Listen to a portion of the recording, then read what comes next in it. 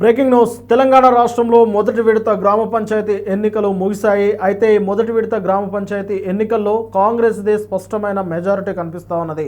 BRS party కొన్ని చోట్ల బలంగా నిలబడి బలంగా పోటీ ఇచ్చినప్పటికీ బీఆర్ఎస్ పార్టీ అనుకున్న దానికన్నా తక్కువ స్థాయిలోనే స్థానాలను సంపాదించుకుంది.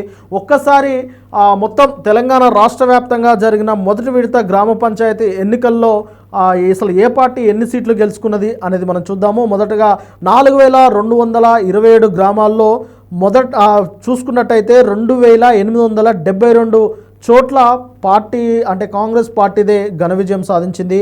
అలాగే మంత్రులు, ఎమ్మెల్యేలు ఎంతో శ్రమించి అక్కడ తిరిగారు, అక్కడ వ్యూహాలు రచించారు. వారి ఫలితం అనేది చాలా పకడ్బందీగా కనిపిస్తున్నది. ఇక 1160 గ్రామాల్లో బీఆర్ఎస్ పార్టీ గెలిచింది.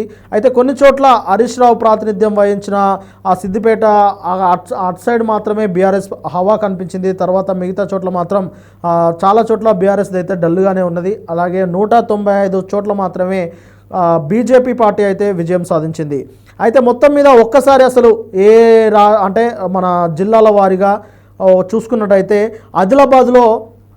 ఆదిలాబాద్లో మొత్తం 166 స్థానాలకు ఎన్నిక జరిగితే, మొదటి విడత గ్రామ పంచాయతీ ఎన్నిక జరిగితే అందులో 120 స్థానాలు కాంగ్రెస్ పార్టీ మద్దతుదారు గెలుచుకోగా 37 స్థానాలకు బీఆర్ఎస్ పరిమితమైతే 9 స్థానాలకు మాత్రమే బీజేపీ పరిమితమైంది. అలాగే భద్రాద్రి జిల్లాలో చూసుకున్నట్టయితే 157 స్థానాల్లో ఎన్నికలు జరిగితే 115 స్థానాల్లో కాంగ్రెస్ గెలిస్తే 42 స్థానాల్లో బీఆర్ఎస్ గెలిచింది.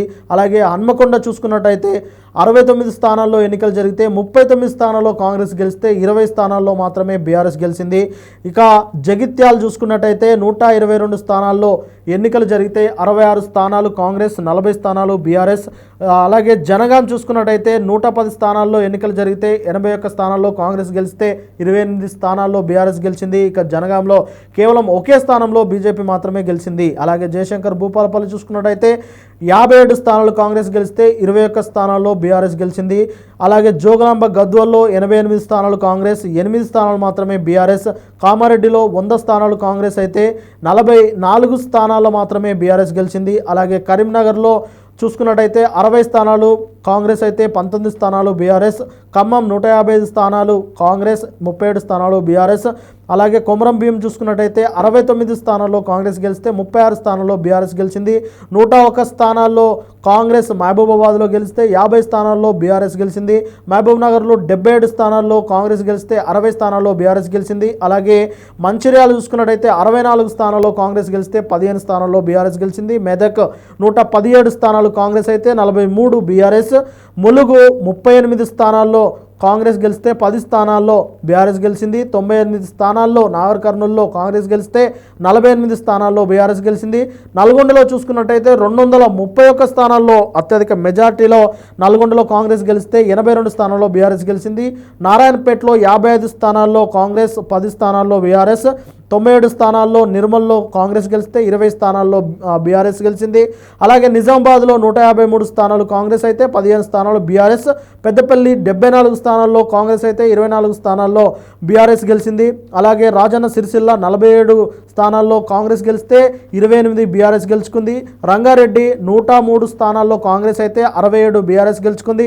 సంగారెడ్డి 86, బీఆర్ఎస్ 46 గెలుచుకుంది. సిద్దిపేటలో 81 కాంగ్రెస్, 71 బీఆర్ఎస్.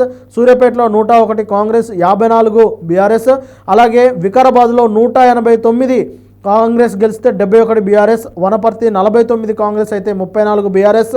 అలాగే వరంగల్ 66 కాంగ్రెస్, 24 బీఆర్ఎస్. యాదాద్రి భువనగిరిలో చూసుకున్నట్టయితే 95 కాంగ్రెస్ గెలిస్తే 56 బీఆర్ఎస్ గెలిచింది. మొత్తం మీద 2872 స్థానాల్లో కాంగ్రెస్ గెలిస్తే 1160 స్థానాల్లో బీఆర్ఎస్, కేవలం 195 స్థానాల్లోనే బీజేపీ గెలిచింది. అంటే పోలింగ్ పర్సంటేజ్ చూసుకున్నట్టయితే 67.94 కాంగ్రెస్కి పోల్ అయితే 27.44 67.94 కాంగ్రెస్కి పోలైతే 27.44 బీఆర్ఎస్కి పోలైంది, 4.61 మాత్రమే బీజేపీకి పోలైంది. మొత్తం మీద మొదటి విడత గ్రామ పంచాయతీ ఎన్నికల్లో కాంగ్రెస్ది స్పష్టమైన మెజార్టీతో హవా కనిపిస్తూ ఉన్నది.